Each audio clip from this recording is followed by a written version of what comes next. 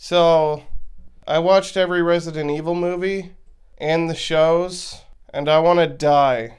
Hello and welcome back to a video on my floor, a series where I talk about whatever the hell I want, and you put up with it. So I just watched every Resident Evil movie and the 2 shows, and I gotta say, that shit sucks. For those of you who don't know, I'm actually a pretty big fan of the Resident Evil series of games. Not only do I love them, I also have a lot of fond memories of watching my brother play through them when I was a kid and I was too scared to actually play them. That had nothing to do with the monsters or the horror. I just had undiagnosed OCD, and you know what happens when you tell a kid with OCD that he could run out of ammo and health? Let me tell you, it doesn't go well.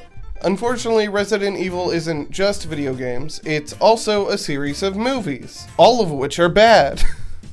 Now, I'm sure you've heard of the Paul W.S. Anderson series with Mila Jovovich that has nothing to do with the games, but there's also Welcome to Raccoon City, which came out just last year, and 3 official CGI movies that are canon to the video games. Not to mention the official canon CGI show, and the Netflix-produced live-action show, which is, well, we'll get there. For the sake of everybody's time, I'm going to try and limit myself to 1 minute per movie, but quite frankly, some of this shit is so insane that I might have to take a little more time. You also may be wondering why I'm on a green towel. Well, obviously, it's so I can do this. Did that work? Cool. The easiest way to describe the problems with Paul W.S. Anderson's Resident Evil is to describe to you the plot. Alice goes down a rabbit hole and faces a Red Queen. That's right, Paul W.S. Anderson decided to use Resident Evil as an excuse to write an Alice in Wonderland power trip fan fiction for his wife. Otherwise, the movie's just kind of boring. There's not really much Resident Evil in it. There is a mansion, it looks nothing like the Spencer estate, there's a liquor, and some zombies. The dogs look pretty good, but that's pretty much it. Resident Evil Apocalypse is the only movie actually based on a game, unless decides to spend its entire runtime shitting on that game's protagonist. Yes, Jill is in this, but she's constantly being saved by Alice, who's so much cooler and stronger and better than Jill is. Man, isn't Alice sexier and more awesome than Jill? I'm good, but I'm not that good. I will give credit to Nemesis actually being a practical suit, but the Nemesis and Mila Jovovich kung fu fight scene goes on a little too long. Also, they do steal a shot from the game in this, but the game is Code Veronica, not RE3, and somehow they made it look more stupid than it already was.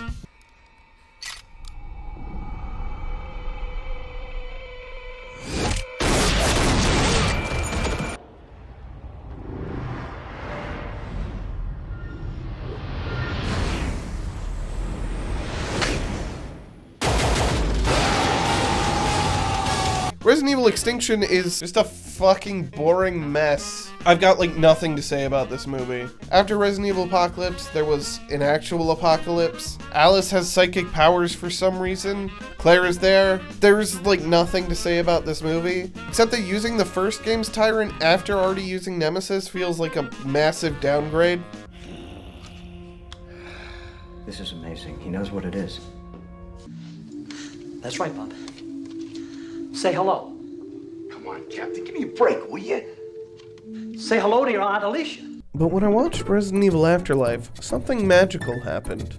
My brain shut off. All the way off. 100 to 0. The first 10 minutes of that movie are some of the most incredible moments in cinema history.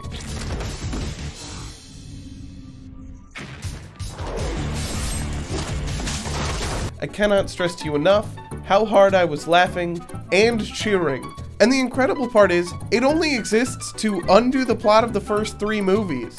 The next thing you'll notice about Afterlife is, man, Resident Evil 5 did sell really well, didn't it? Because for some reason, the zombies now have the blog of mouth thing, the executioner is there, Chris is there, and similar to but more ballsy than the Code Veronica scene, they shot for shot recreated this fight scene from RE5.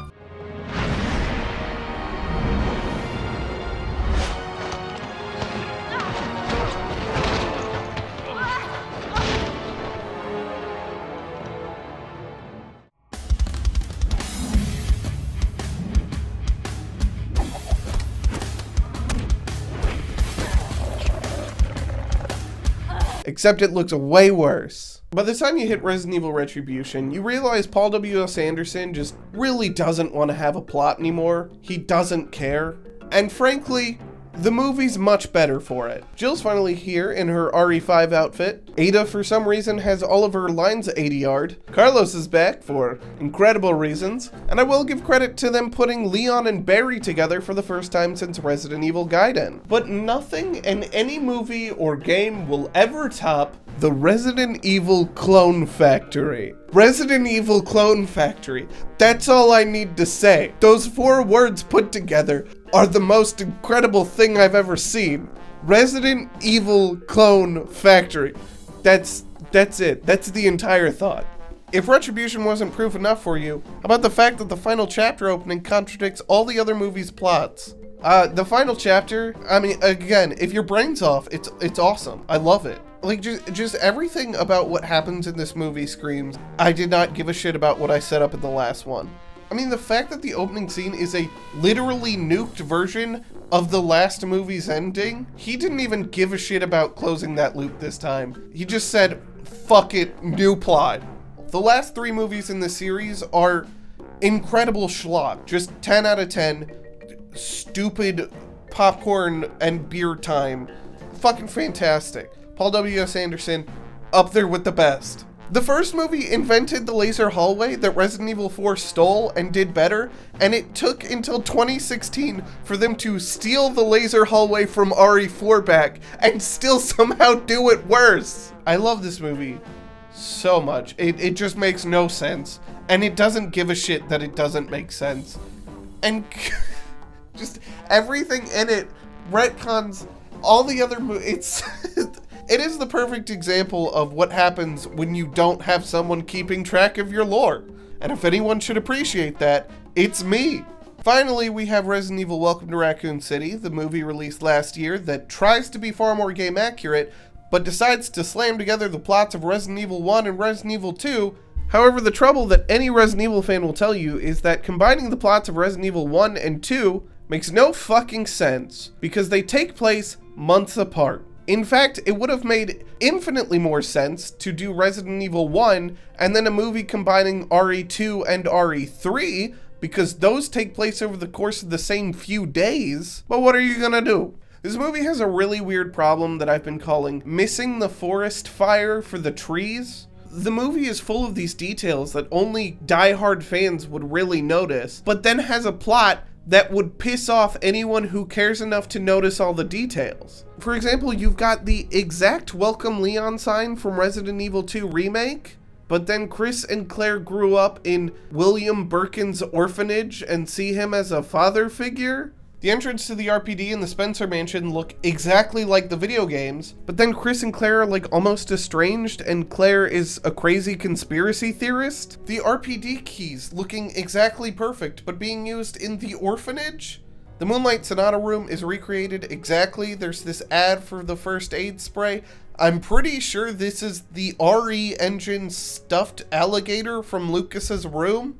They make a point to leave Chris with only a lighter and a knife in the mansion. Even the mid-credit scene is the recreation of the pre-title card animation in the Resident Evil remake. But then somehow Wesker takes a tunnel from the mansion to Birkin's lab under Raccoon City. Wesker's like not really a villain, and whoever wrote this clearly just hates Leon because they treat him like the biggest bumbling dumbass throughout the entire film. The movie is not great. That being said, I do want at least 7 sequels. You know what the next movie should be? They should take the plots of Resident Evil Gaiden, Dead Aim, and Revelations. Just call it Resident Evil Welcome to Boat.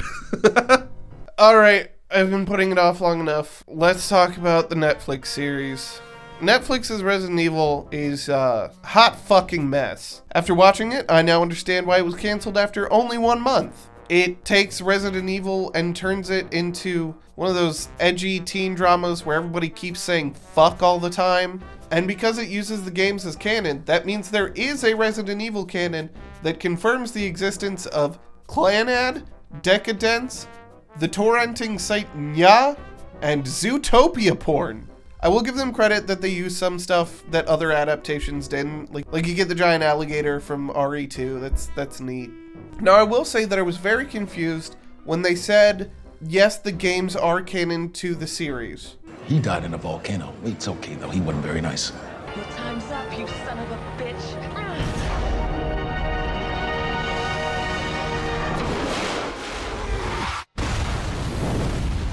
He wasn't very nice. Because Albert Wesker is played by Lance Reddick. And while I love Lance Reddick, he's the best part of the series. Oh my God. Unlimited breadsticks. Are you seeing this? It is kind of weird when you think, how did Wesker go from looking like this to looking like this? Now, this isn't me saying that they shouldn't have recast him. Resident Evil is full of dumb bullshit. There were lots of easy ways to explain it. In fact, I thought they were gonna explain it because they said he was a clone. So I was like, okay. Wesker just made a bunch of different looking clones using biomagic or whatever the fuck. It's not that far-fetched for the series. But no, Wesker was always Lance Reddick apparently, which I will say makes his RE5 outfit look really funny.